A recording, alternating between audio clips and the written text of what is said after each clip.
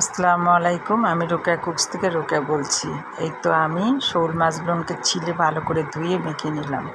হলুদ, লবণ, মরিচের গুঁড়া, ধনিয়া জিরার গুঁড়া দিয়ে সুন্দর করে মাখায়ে আমি তেলের মধ্যে আবার ফ্রাই করে নিচ্ছি। ছোট ছোট কিউব করে করে নিয়েছি মাছগুলো। মাছটাকে ছিলেও নিয়েছি। ব্যাস, এদিকে আমার মাছ ভাজা হয়ে গেল।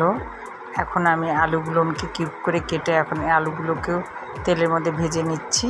তারপরে পেঁয়াজ, আদা বাটা, রসুন বাটা সব দিয়ে এই যে পানি দিলাম। এখন আমি হলুদের গুঁড়া, মরিচের গুঁড়া সব কিছু দিয়ে দিব।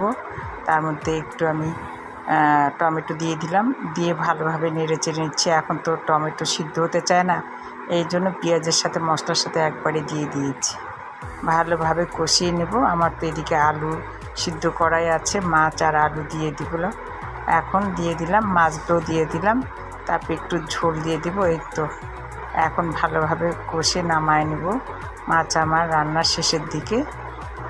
এর মধ্যে একটু মশলার গুঁড়া দিব, মশলার গুঁড়াটাও দিয়ে দিচ্ছি। এই তো সুন্দর শোল মাছের